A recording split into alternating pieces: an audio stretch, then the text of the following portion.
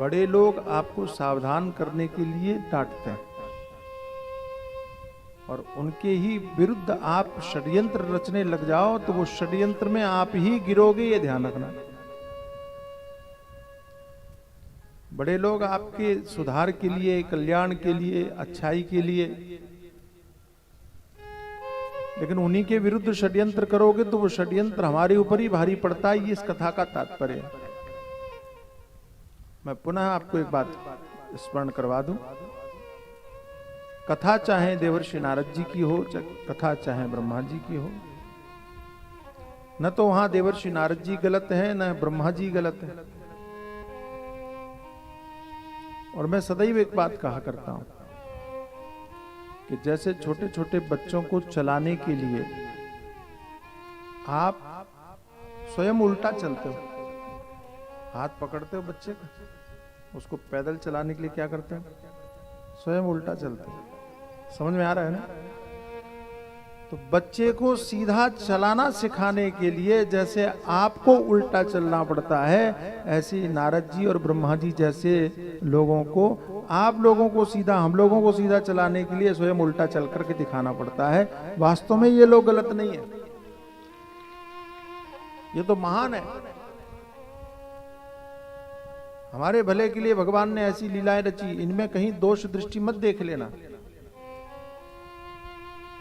और कोई व्यक्ति अपने छोटे से बालक को सीधा चलाने के लिए उल्टा चलने लग जाए और कोई दूसरा कहे कि देखो देखो इनको तो चलना ही नहीं आता, ये तो उल्टा चल रहे हैं,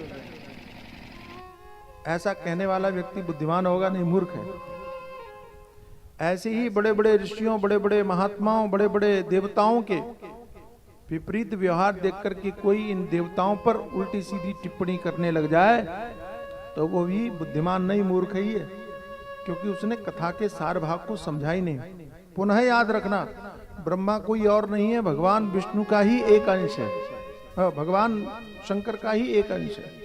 शिव ही ब्रह्मा के रूप में प्रकट हुए हैं, शिव ही विष्णु के रूप में प्रकट हुए हैं, शिव ही महेश के रूप में प्रकट हुए हैं, शिव ही रुद्र के रूप में प्रकट हुए हैं। ये अलग अलग नहीं है। जब अलग अलग नहीं है तो ये गलत कैसे हो सकते हैं? एक ही है तो गलत कैसे हो सकते हैं? इन लोगों ने अपने चरित्र के माध्यम से संसार को सीधा संदेश देने के लिए इस तरह की लीलाएं की, ये समझना कथाओं का तात्पर्य। नारद जी ने पूछा, आपने क्या किया फिर? बोले, मैं विचार करने लगा कि भगवान शंकर को भी मैं मोहित करूं और मोहित करके समाज के सामने लज्जित करने का मौका दूं, इसलिए मैं षड्यंत्र करने लगा। मैंने कामदेव के द्वारा भगवान शंकर को मोहित करने का प्रयत्न किया। एक कामदेव कुछ नहीं कर पाए तो मारगणों को उत्पन्न किया, काम की पूरी सेना बना दी कि शिव जी को मोहित करो, लेकिन भगवान शंकर को मोहित नहीं किया जा सकता। अब मैं विचलित हुआ, मैंने सोचा कि मैं क्या करूं, ऐसा कौन सा काम करूं कि जिसमें अपने उद्देश्य में सफल हो सकूं। ब्रह्मा और विष्णु दोनों विचार करने लगे। ब्रह्मा जी ने अपनी दूसरी प्रकार की इच्छा को प्रकट करते हुए भगवान विष्णु से, नारायण से कहा कि हम लोग एक विचार कर रहे, मेरे मन में एक विचार आया। भगवान ने कहा, क्या? तो कहा, देखो जितने भी देवता हैं सबके विवाह हो गए, आपका भी है, हमारा भी है, और भी देवताओं, केवल भगवान शंकर है जिनका विवाह नहीं हुआ। तो क्या आप नहीं चाहते कि शिव जी का भी विवाह हो? भगवान विष्णु ने कहा, यह तो बहुत अच्छी बात है, विवाह होना चाहिए।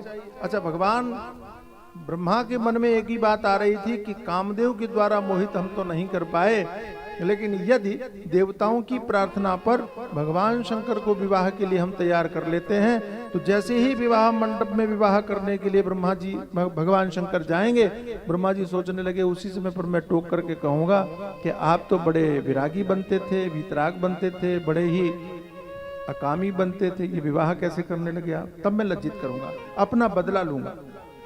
ऐसा षड्यंत्र रच करके विष्णु आदि देवताओं को सबको तैयार कर लिया और भगवान विष्णु आदि जितने भी देवता थे, इन सभी देवताओं ने भगवान शंकर की विवाह में सहमति प्रदान कर दी। लेकिन समस्या एक थी कि शिव जी के साथ विवाह करेगा कौन? उनके लिए शक्ति कौन होगी, तैयार कौन होगा? तो ब्रह्मा जी से कहा एक काम करो, तुम ही प्रार्थना करो।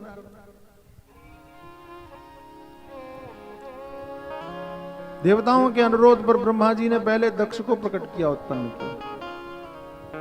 दक्ष से कहा कि तुम भगवती की उपासना करो, भगवती को प्रसन्न करो, वे तुम्हारी कन्या के रूप में प्रकट हो, पुत्री के रूप में प्रकट हो, और तब हम उस पुत्री के लिए विवाह के लिए भगवान शंकर से निवेदन करेंगे। दक्ष ने भी तपस्या किया और तप करके दक्ष ने भगवती को प्रसन्न किया, भगवती की उपासना की।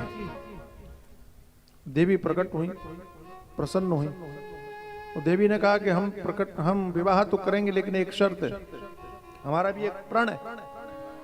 क्या? परंतु प्रणादेयो मनसा ते प्रजापते शाविष्यामि ते तम वै सत्यम जानीहि नो मृषा यदा भवान मयि पुनर्भवेन् मंदादरस्तदा देहं त्यक्षे निजं सत्यम स्वात्मन्यस्तस्य वेतरम्। भगवती ने कहा कि तुम्हारी प्रार्थना पर हम तुम्हारी पुत्री बनने के लिए तैयार हैं, जो चाहोगे हम करेंगे भी, लेकिन मेरा एक प्रण है, शर्त है, वो असत्य नहीं हो सकती। क्या? यदि आपने मेरा जीवन में कभी अनादर किया तो मैं इस शरीर को छोड़ दूंगी, जो आपके द्वारा उत्पन्न होगा उस शरीर का मैं त्याग कर दूंगा। क्यों? मैं सर्वथा स्वतंत्र हूं और मैं दूसरा शरीर धारण करूंगी। पहले ही प्रतिज्ञा कर दिया सती भगवती ने, यदि आपने मेरा अनादर किया तो मैं इस शरीर को रखूंगा नहीं, इसका परित्याग कर दूंगा। दक्ष को तब तो पता नहीं था। दक्ष ने कहा कि ठीक है, ऐसा ही कीजिए। और फिर दक्ष के द्वारा मैथुनी सृष्टि का आरंभ हुआ।